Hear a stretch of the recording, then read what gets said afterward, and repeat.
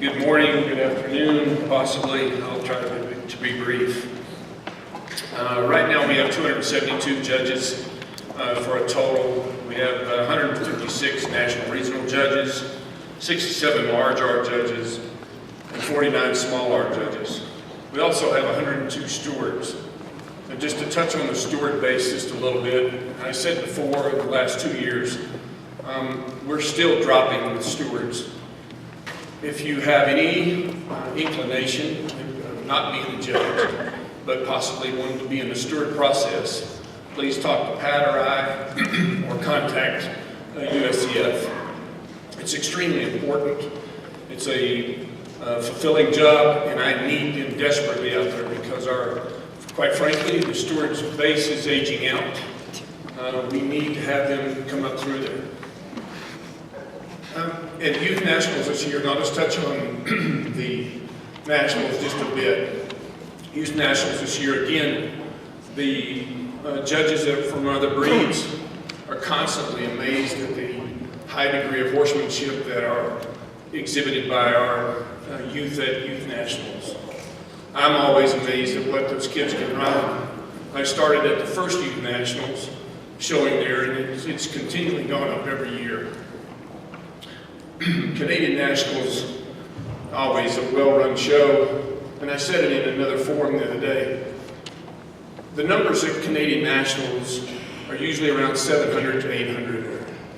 And historically, those horses, you have to be horseback there, and most horsemen understand that. The depth in those classes, the Canadian National Show Commission, I can't speak enough of to try to bring that along as far as the expertise that are there. They try to make us, the whole town turns out for that. It's a unique place to show. That doesn't mean it's a bad place to show. I think it's a great place to show. So I would invite you to try to attend the Canadian Nationals. Sport Horse Nationals. It can be one of the most trying shows for me because of other breed and other breed disciplines that are there. But the positive parts of the Sport Horse Nationals is something this breed needs to embrace, and I think they have in a lot of different areas. But folks, this thing is growing. More and more people are doing this. And our expertise, the way we present our horses at the Sport Horse Nationals to other breeds, has come up exponentially through this. They talk to me all the time about the different judges that show there and the different judges that judge there, about the way that the Arabian horse has changed all the way through the sport horse program. So my kudos to them as far as the way we're doing that. It is a growing part of our industry, and we'll continue to do that. U.S. Nationals. This year, and I'll go off, Pat was always scared of this for me. She said, you're going to go off script. I know you're going to go off script. But I'll speak on U.S. Nationals a little bit. This year I tried something a little bit different with a rotational judge system that I felt like that we could do in the main ring. And I say main ring because I don't want to disregard any other ring because this main ring is a term. I'm not saying that it's better than any other discipline. But this year with the Hunter Pleasure, the English Pleasure, the Western Pleasure, I tried to do a rotation with judges. The fact of the matter is that it wasn't a cost-cutting motive by AHA. That didn't have anything to do with it. I felt like that it brought my pool out. It put people in that had judged all year long or years past, that had judged Western horses, that had judged English horses, that had judged Hunter horses. I felt like it was going to be a fresh look for a lot of different people, for exhibitors to be able to show in different areas. I think it worked very well. Are there some tweaks that I want to make to it? Yes, there is. Okay? But the point is that, and I'll just say it, it was said to me, you didn't have any experts out there. And I took a little bit of offense to that at first, and then I thought about it.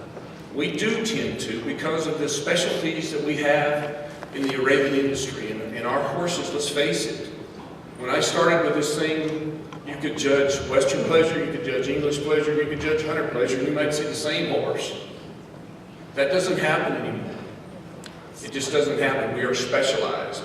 And therefore, it felt like that people wanted to see specialized people in that particular realm. My submission to you is that part of it is what we train. That's what we do all year long. Do I think, and I'll just make an example of this, do I think Jim Hitt can judge an English pleasure horse? Yes, but he could be labeled as just a working Western person. Does Michael Damianos, can he judge a halter horse? Yes, he can. He judged nationals a few years ago. Okay? And so I'm trying to, instead of pigeonholing people and what they can do or not do, is let them and their expertise go through. And I think it worked very well. I will tell you this, Mary Smith and Ron Harden and I are working right now to do some analytics and put them together as far as consistency and analytical consistency. And I'll give my kudos to Nancy, she told me to use that term. That'll be $150, I got it. That I think we can look at those things and try to determine what's going on with somebody. But it's always the same question. I'm not here to defend judges, but I am here to say to you that they are trying, and I thought Annie this morning, I didn't pay her to do that. But I will tell you this, they are always trying to be better. We're trying to get better.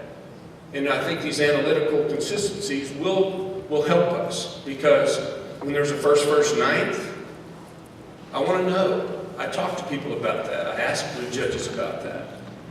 Okay, I want to find out what's going on. But guess what? The first, ninth may have been that the guy blew up on the far end with a wrong lead and he bumped him to ninth. A lot of things take place there. Again, that's the kind of things that we're looking for. The other thing that I want to talk about a little bit is social media. You know, you got to have a thick skin to run this job as it is, but I don't make $250,000 a year and have a jet waiting out at the airport, I can tell you that. I guess the thing that bothers me more than anything is that, quite frankly, and I'll just say it, the lies and the mistruths that are said about people, judges, horses, do nothing but destroy us as far as negativity. I don't think that, and this is the biggest challenge in my office, Pat and I both, all of us on the EEC, is to take a hold of that, understand what's taking place with that. USCF is trying to come across with those things now to fines and those kind of things. But all of us out here, and I'll just say this, it's a little bit, again, here we go off script. Those people that are talking to us in the negativity, are they here? No. Are they part of the solution? No. And so I constantly want to be able to say that. You know, a judge stands out in that ring, a steward stands out on that ring and makes decisions that affect a lot of different things. They're trying to do the right thing. They're trying to do the right thing. Do they always get it right? No, they don't. Nor do I. Nor do any of you. But they're trying. So that's one of the things that we'll be looking at in the year to come. I will say this, the school is coming up in December. It's in Scottsdale this year. We still have some openings. If you want to attend it, I can't speak strongly enough. I've told you guys before, if you're an exhibitor, I think, and you want to get better, this is the place to come. If you're wanting to be a judge, this is one of the things you have to go through.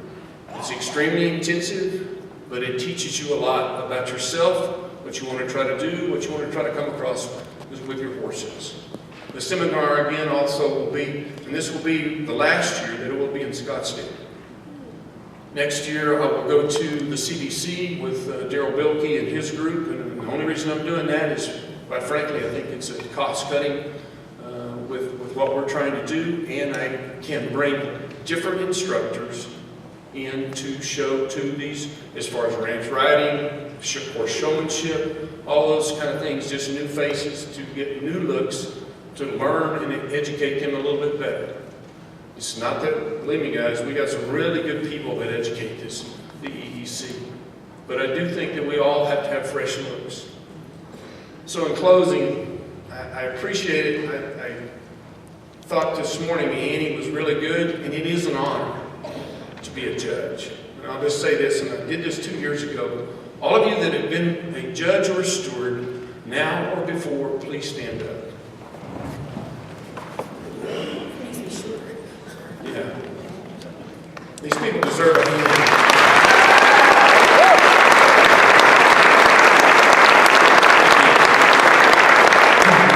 As you can see, they're here, and they're a big part of our community.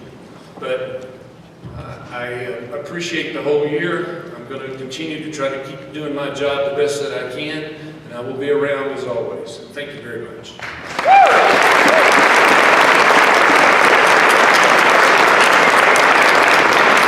Thank you so much, man. For our